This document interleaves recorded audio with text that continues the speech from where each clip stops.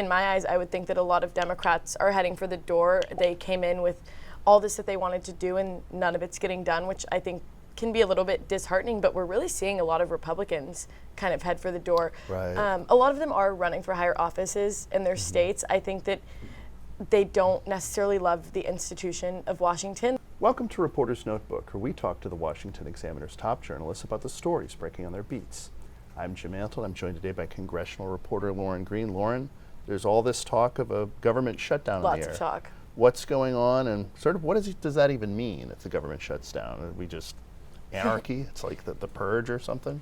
So I think that a lot of people, whenever they hear that, Rachel and I talk a lot about it, they think that the government goes dark. And I think that before I worked in Congress, I would have thought that Congress is the government, so Congress stops working. In fact, that couldn't be farther from the truth. Congress is going to be working overtime if we go into a government shutdown, and so will I be, to avert the crisis that can be a government shutdown. I don't think that necessarily everyone around the country is going to feel deep effects of a government shutdown. Obviously, federal workers are going to, if you have a vacation to national parks, if you're visiting DC and you want to go to a Smithsonian, those things will be closed. Right. So people will feel effects here and there like that. I think that these federal workers will feel like a big brunt of the effect. Their paycheck is held off until the government shutdown ends. So I think that for those people living month to month on paychecks, their rent, they're putting food on the table, that is kind of number one. But not everybody lives in massive federal worker areas. I grew up next to NASA, so I think that I have a little bit of a different perspective on it. I remember in 2013, all my friends' parents were off work, and I was like, wow, this is awesome. They can take us to go get ice cream, but that's not really the reality for everybody around the country. But Congress is going to have to reach a deal at some point. The Senate is that 60-vote threshold to get a spending bill across. The House passed a continuing resolution, which essentially just extends last year's funding for now till middle of November, which is 6 weeks away, to kind of give them a cushion time to get those 12 appropriations bills across the finish line. But in the Senate, it's not reaching that 60-vote threshold because Republicans and Democrats haven't met to kind of make any negotiations. President Trump had scheduled a meeting with House Minority Leader Hakeem Jeffries and Senate Minority Leader Chuck Schumer. That meeting was ultimately canceled this week. I would have liked to see that play out and see how that went. I don't think that the parties have really met since Trump took office. So it'll be interesting to see what those negotiations look like and how they come to a conclusion when they haven't been talking. Sure, and the Senate is really where the Democrats have all their leverage, right? Because they don't control anything. House majority the Republicans have is pretty tiny, but still Republicans are in control of everything. Yeah, I mean, that is the only spot that they have any wiggle room at this point in time. Like, even the Supreme Court has a conservative majority. President Trump's in the White House. Johnson has the smallest majority in history, but he still whipped them into shape whenever we saw them all vote for the continuing resolution.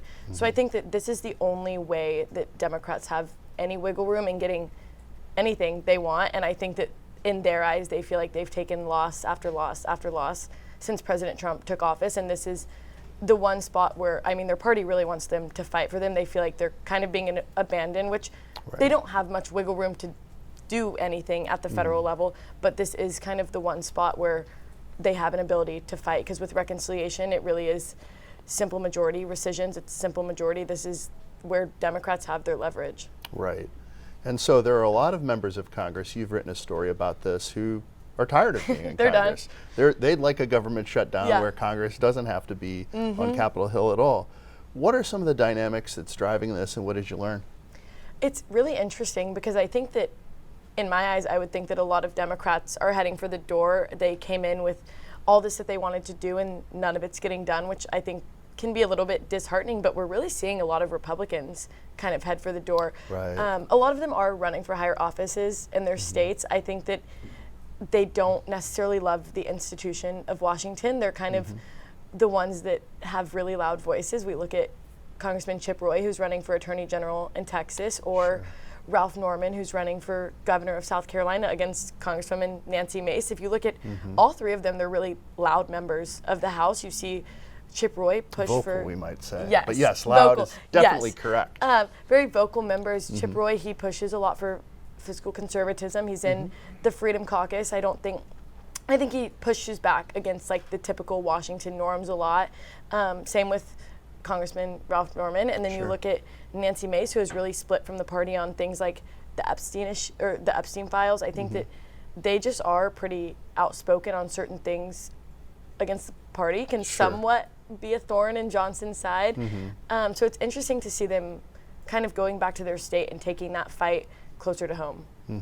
So you mentioned the Epstein Files, and there's been a special election result that could have major implications for the release of those files, no? Yeah, in Arizona, the Democrat Adelita Grivalde, she won her father's seat, who passed away earlier this year, and her team confirmed to me earlier this month. So there's this thing called a discharge petition, which it takes 218 signatures to force a vote on a certain issue in the House if the Speaker won't put it on the floor. Right, otherwise leadership controls. Yes, the calendar. And it is a tool typically used by the minority in the House if they do feel like there is bipartisan support to get said bill on the floor. So Congressman Thomas Massie, he is a Republican, but he is known to go against the grain, teamed up with Ro Khanna, who's a Democrat, to write a bill that essentially is a mandatory full release of the Epstein Files with victims' names redacted. They kind of modified the legislation before introducing the discharge petition, but they were sitting with 4 Republican signatures. It was Thomas Massie,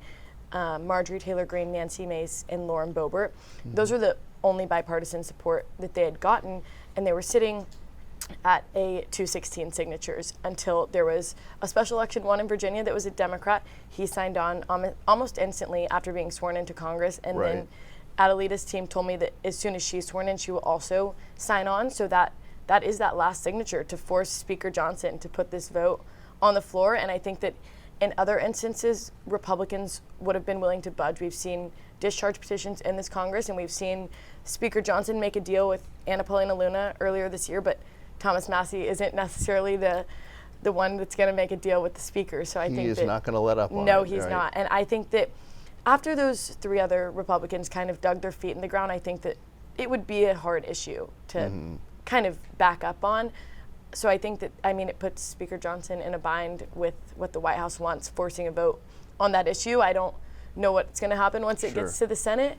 And then I don't foresee President Trump being able to veto a bill like that. Right, and it would put the onus on Republican senators to try to block it at that point. Exactly, which would be interesting. I think that the Epstein issue has been a lot bigger deal in the House. The Senate has dabbled in it a little bit more, but it's really the House that has been meeting with survivors and kind of really fighting for it. So it'll be interesting to see how the Senate reacts when it does reach the discharge petition is fulfilled and it hits the floor. Yeah, a lot of things will hit at that point. Yeah, we'll see. If there's a government shutdown, there might be a pause on that. Yes, there'll be other priorities. Yes. Thank you, Lauren. Of course, thanks for having me. You can read Lauren and the rest of our political team's coverage at washingtonexaminer.com.